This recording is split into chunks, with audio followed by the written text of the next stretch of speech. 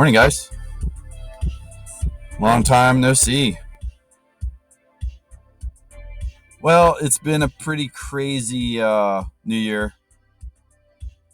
Getting COVID twice wasn't fun. But I'm feeling better now. Thanks for asking.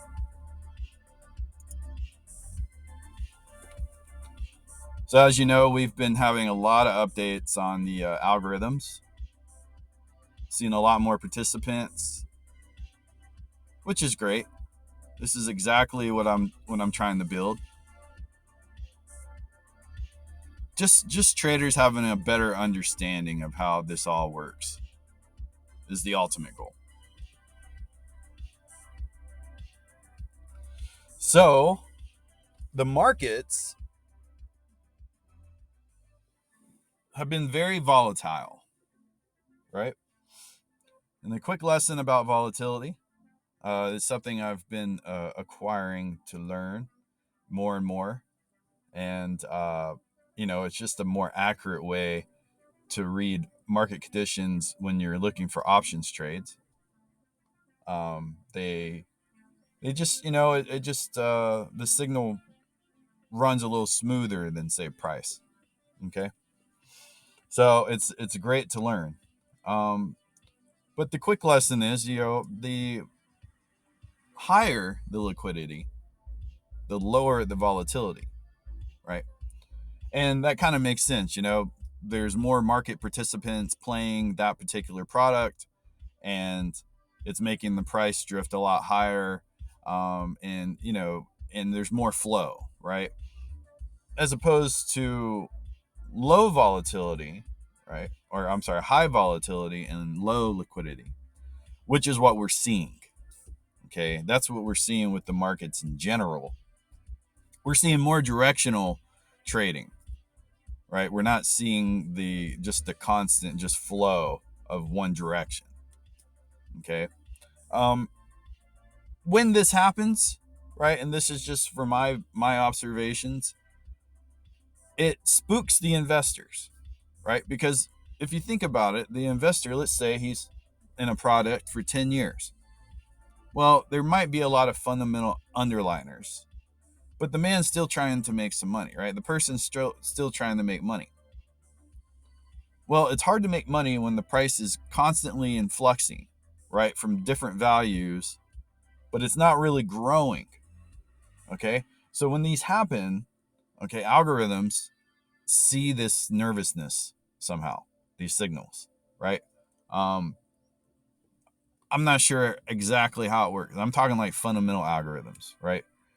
And these companies take this data and then they build a projection from it, and then we see a reaction happen, right? And the reaction is either, let's say the price has been drifting for a while and now we're running into this directional situation.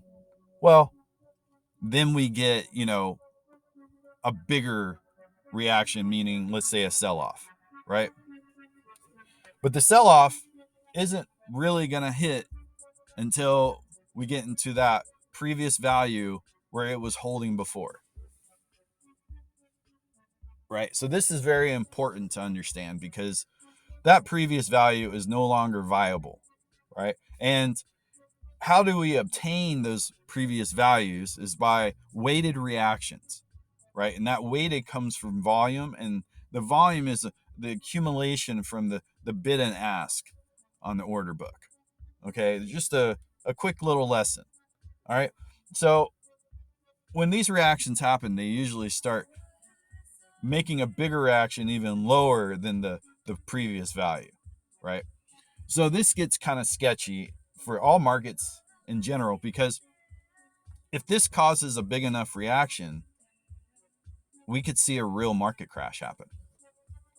So I advise people that are investing right now to be very, very careful with your portfolios, managing them, making sure you're taking profit, and not leaving a lot on the table, because at any moment this thing could fold, right?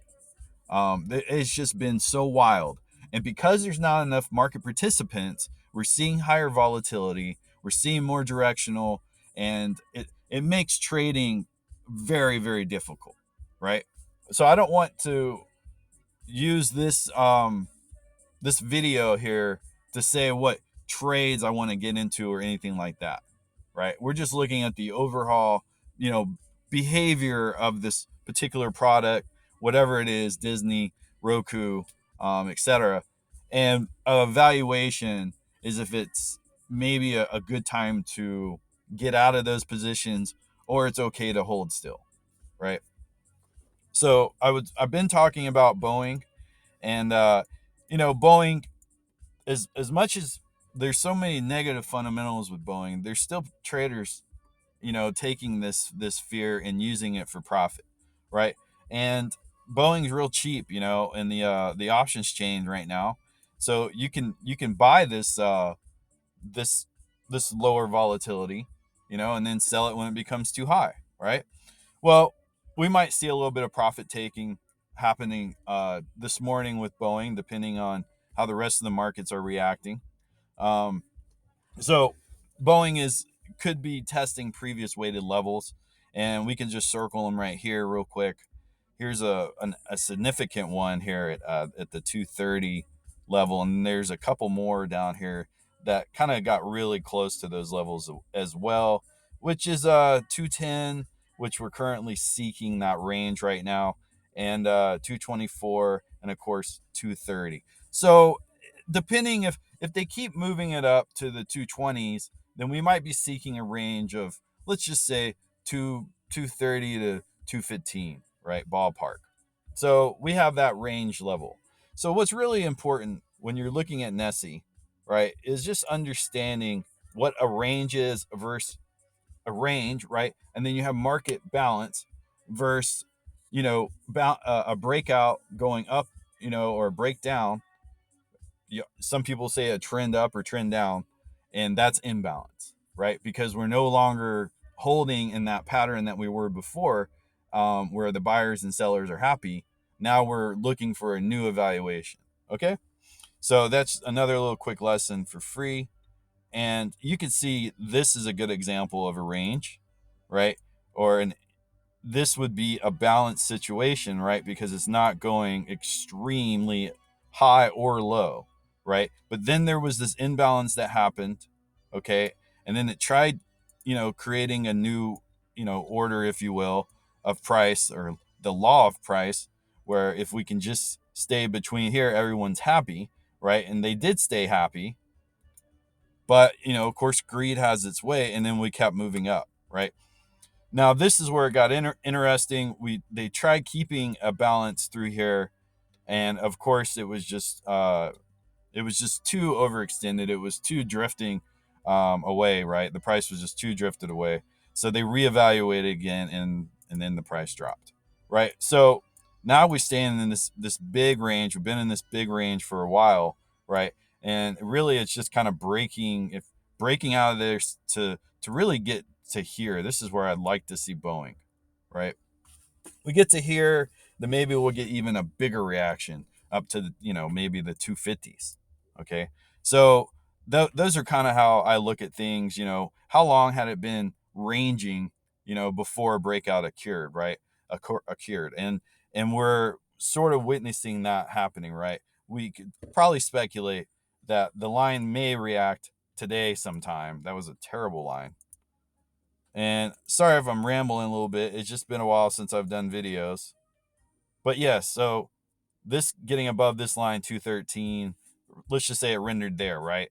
Then we would know that this is the new range boundary, right? If it wants to stay above the 213, then maybe it's going up to 220, 230, right? That's all it is.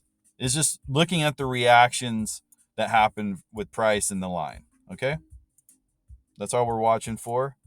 So Boeing's on, my radar, unless, the market starts turning down, and then, I'm not going to play Boeing calls at all, or buy Boeing, right? Because you could do calls on the sell too.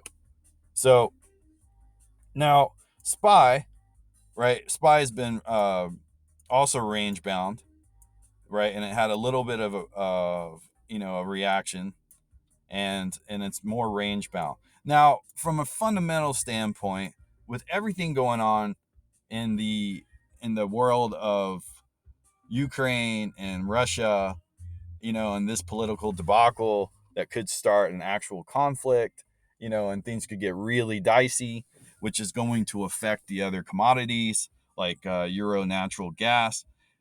These things are very important because they do measure those balances, right, and the imbalances with the overall market.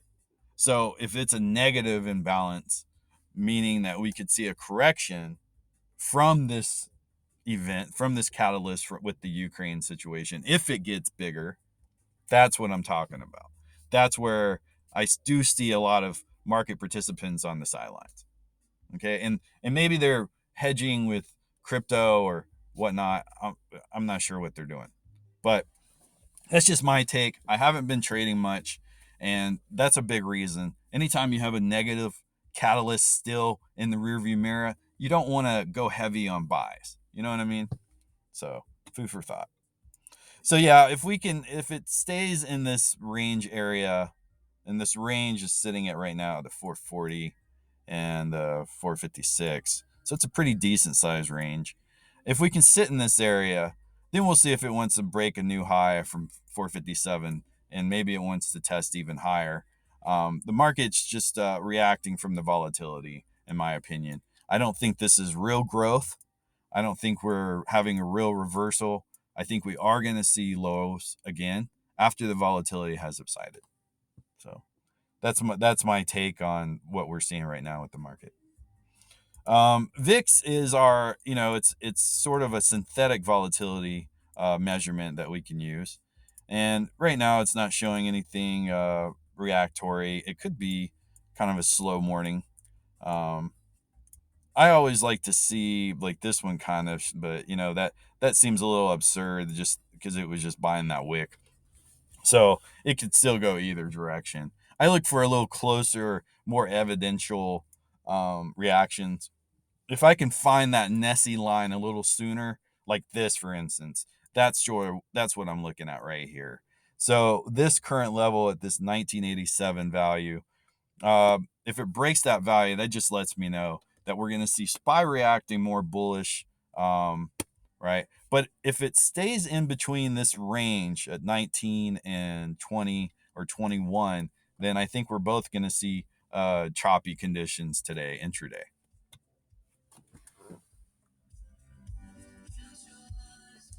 So we can do the ticker request again. This was just sort of get my feet wet back into doing the videos for you guys. We have a lot of cool updates that we've done to Nessie. You would definitely want to check those out.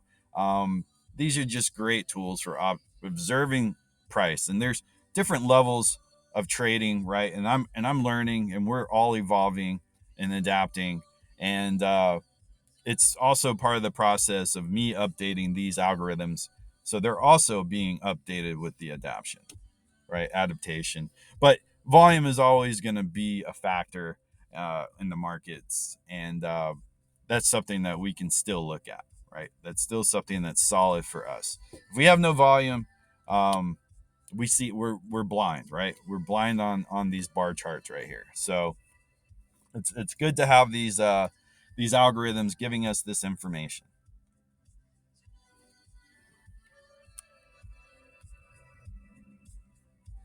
All right, so short video.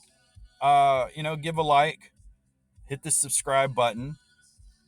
I'm gonna be active again, right? The ebbs and flows of life. Sometimes you just gotta take care of yourself first, and then reach out to other people when you can help them, right?